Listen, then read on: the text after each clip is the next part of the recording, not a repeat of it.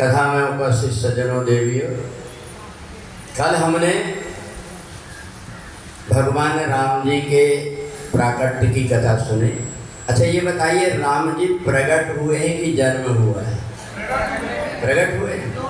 और दशरथ पुत्र जन्म सुन के आना। देखो,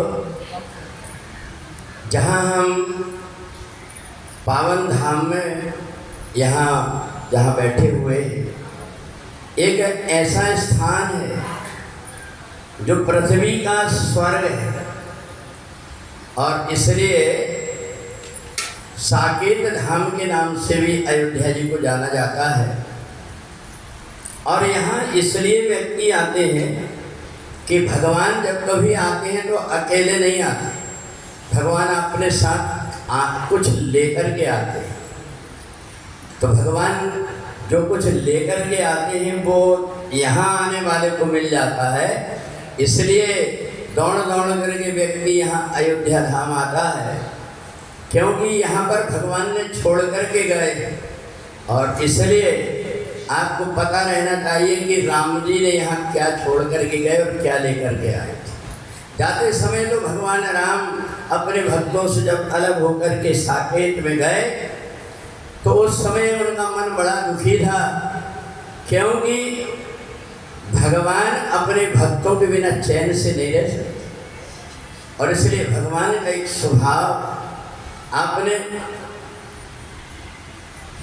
वृंदावन में गोपियों को तो रोते देखा होगा, उनके आंसू भी देखे, पर भगवान श्री कृष्ण अपनी गोपियों के लिए कितना दुखी होते थे, उद्धव चरित्र में ये आता है।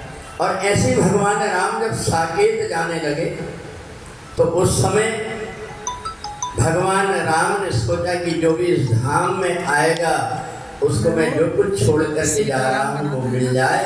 तो भगवान राम यहाँ पर छोड़ करके गए थे आनंद, परमानंद और ब्रह्मानंद। दशरथ पुत्र जन्म सुनी काना और मानव ब्रह्मा।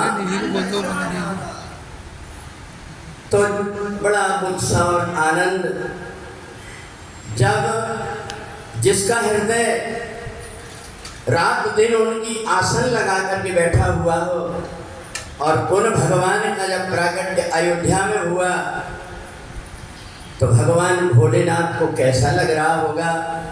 भगवान राम जी को इष्ट रूप में मानने वाले भगवान शंकर रात दिन उनकी याद करते, बंदाऊं बाल रूप सोई राम,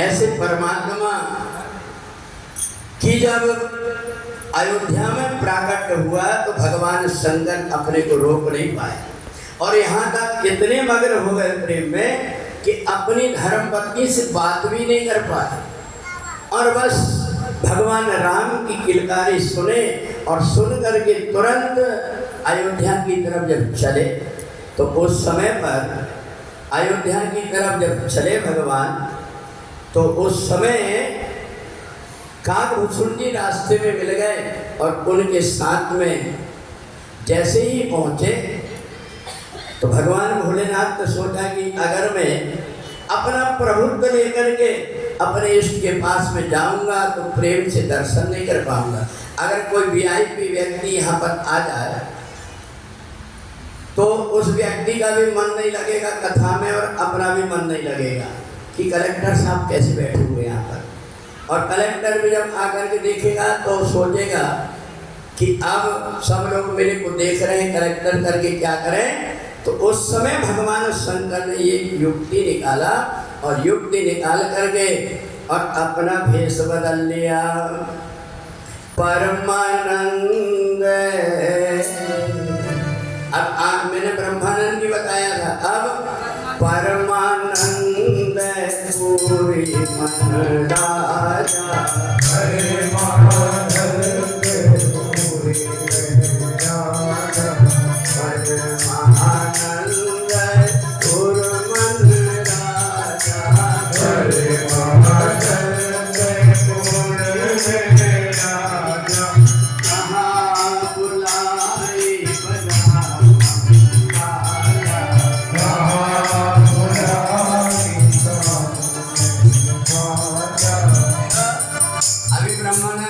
परमानंद।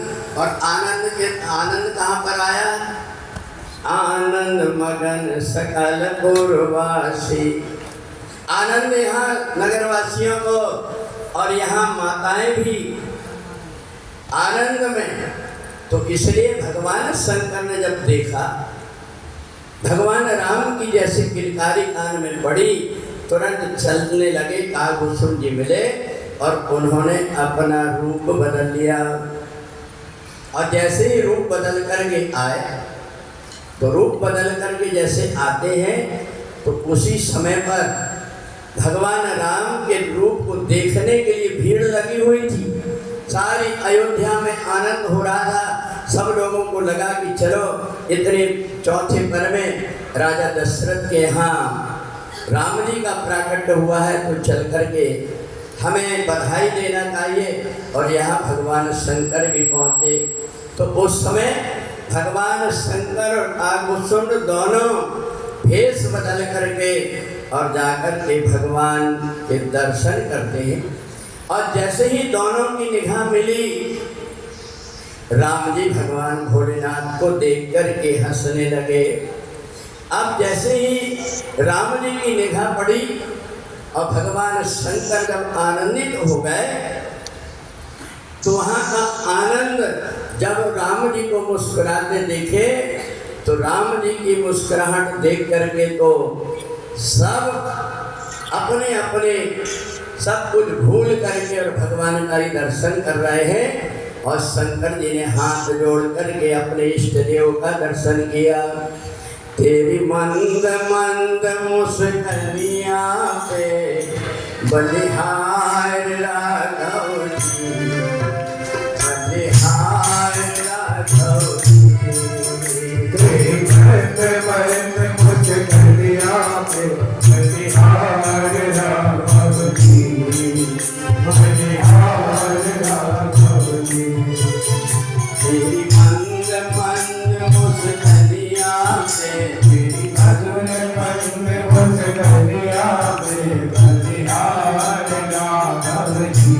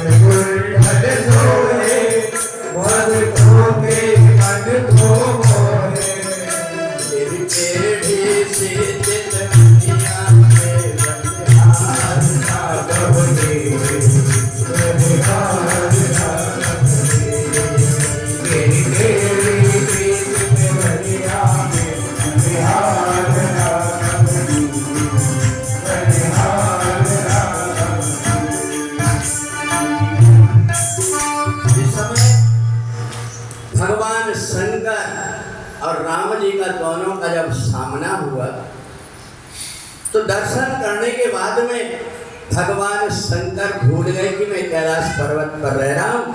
बार बार अयोध्या की गलियों में घूमते रहे। काफी समय के बाद में जब होश आया, भगवान राम जी ने प्रेरणा किया, भोले बाबा माता पार्वती रास्ता देख रही है, आप सब कुछ भूल करके बैठे। तो देखो परमानंद प्रेम सुख भूले, भगवान का दर्शन ऐसे किए तो सब कुछ भूल गए। जैसे ही याद आया तो भगवान शंकर जब लौट करके गए, पार्वती जी ने देखा कि भगवान भोलेनाथ कुछ बोलने को तैयार नहीं कि क्या करें करके। भगवान शंकर की आंख से आंसुओं की धार, भगवान की किलकारी, भगवान के सुंदर स्वरूप, उनका मुस्कुराहट, आंख एक एक चीज देख करके और भगवान भोलेनाथ की दशा देख करके माता पार्वती ने पूछी, भोले बाबा आज मैं आपका विचित्र रूप दिखाई दे रहा तुम्हारा, आप तो हमेशा आनंद में रहते हैं, परंतु आज आपकी आंख से आंसू क्यों बह रहे हैं? तो भगवान भोलेनाथ ने कहा, देवी और कहूँ मैं चोरी और सुन गिर जाती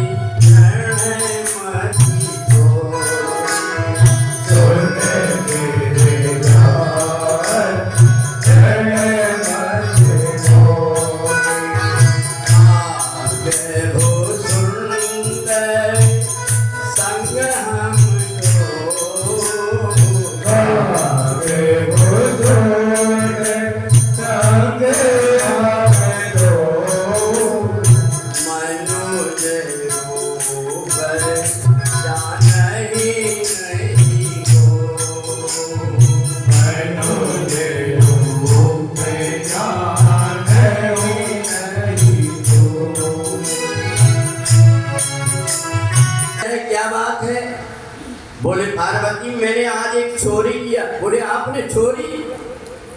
भूत प्रेतों ने सुन लिया, भूत प्रेतों ने एक दूसरे बता दिया, अरे भोले बाबा ने चोरी किए रो रहे हैं बैठे।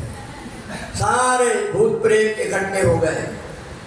गणेश और कार्तिकेय आगे बोले, हाथ जोड़ करके खड़े, क्या हमारे पिताजी जो सारे संसार को देते हैं और उन्हें चोरी किया?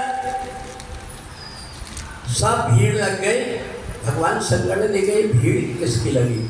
पार्वती जी को भी बड़ा आश्चर्य लगा कि बता मैं दूसरों से क्या कहूँगी, सब लोग कहते हैं तुम्हारे भोले बाबा भंडारी हैं और इन्हें चोरी करके और इतना बड़ा काम कर लिया। भगवान शंकर ने कहा, देवी कम से कम मेरी पूरी बात तो सुन लो। आधा मीडिया जैसे काम तुम्हारा चलते रहता, आधी बात इधर की आधी बात इधर की, मेरी पूरी बात तो सुन लो। बोले पूरी बात क्या सुनना, तुमने चोरी की है, ये कोई अच्छी बात, अब क्या सुनना चोरी की बात। शंकर जी ने कहा कि चोरी क्या किया हूँ ये भी तो सुन लो। बोले मैं अपना भेष बदल करके राम जी के दर्शन करने के लिए गया था। पार्वती का ये बात पहले क्यों नहीं बोला? बोले मीडिया वाले का काम ही रहता है, आधी इधर की बात आधी इधर की बात जोड़ करके लगा। अब चल रही पूरी।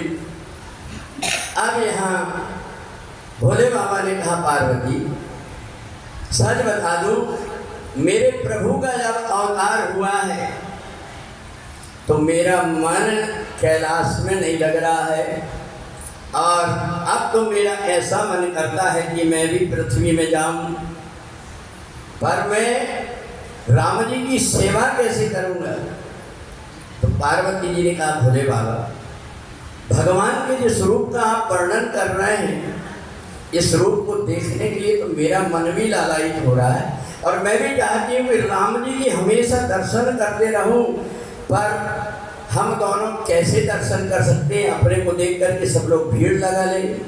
अब बताओ, अगर ऐसे भेष में सांप और बिच्छू भस्मी लगा करके, मृक्षाला पहन करके और नंदी लेकर के अपन घूमेंगे तो सब लोग अपन को क्या कहेंगे।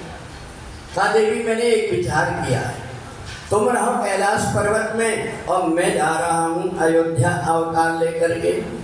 पार्वती ने कहा फिर वही बात, आप मेरे को छोड़ करके कैसे जा सकते हैं। शंकर जी ने कहा आप यहाँ रहना, बेटा है, तुम्हारी बहू है, सब है, आप यहाँ पर रहना। कहा नहीं नहीं, अगर आप जाएंगे पृथ्वी में तो मैं भी आपके साथ चलूँ। शंकर जी ने कहा देखो, अकेला आदमी कहीं भी सो जाता, कहीं भी बैठ जाता, कहीं भी खा लेता, पर परिवार ले जाओ तो फिर बंद जाता है। इसलिए मैं सोचता हूँ कि ना भोजन की चिंता रहे, ना कपड़े की चिंता रहे, ना रहने की चिंता रहे, ऐसे में रहना चाहता हूँ। तो पार्वती ने कहा ऐसा कौन आदमी रहता। बोले बंदर। बंदर? बोले हाँ, बंदर को ना तो घर बनाने की जरूरत पड़ती, ना तो उसको कपड़े की जरूरत पड़ती, तुम्हारी साड़ी पड़ी रहे तो वो कपड़े रहते तुम्हारे, और ना तो भोजन की, ना तो वस्त्र की, और ना तो घर की।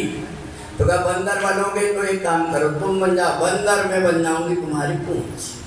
अब काम बन गया। भगवान शंकर ने कहा चलो अपन चल करके और पृथ्वी लोक में भगवान राम की सेवा के लिए जन्म लेते हैं। और देखो भगवान भोलेनाथ आए गए ना यहाँ पर, तो इसलिए यहाँ राम जी आए तो हनुमान जी महाराज भी आ गए। पर हनुमान जी महाराज कैसे आए मैं आपको थोड़ी देर में बता रहा हूँ। देखो संसार के दुख को जो दूर करता है उसको भगवान कहते हैं, पर भगवान के भी जो दुख को दूर करता है उसको हनुमान कहते हैं।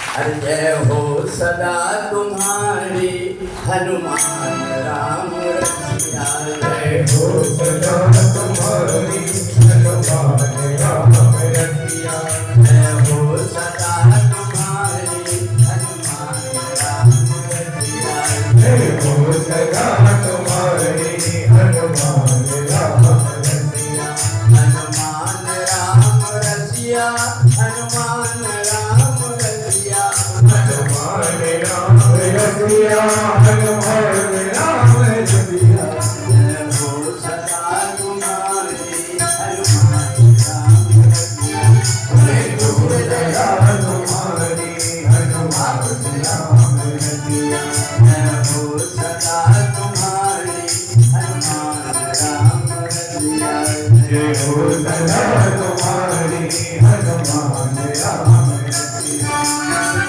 तुम्हें पुकारा तुमने दिया सहारा, जिसने तुम्हें पुकारा तुमने दिया सहारा, हम हैं शरण तुम्हारी हनुमान राम रसिया, हम हैं शरण तुम्हारी हनुमान राम रसिया, जय हो सदा तुम्हारी हनुमान राम रसिया, जय हो सदा तुम्हारी हनुमान राम रसिया।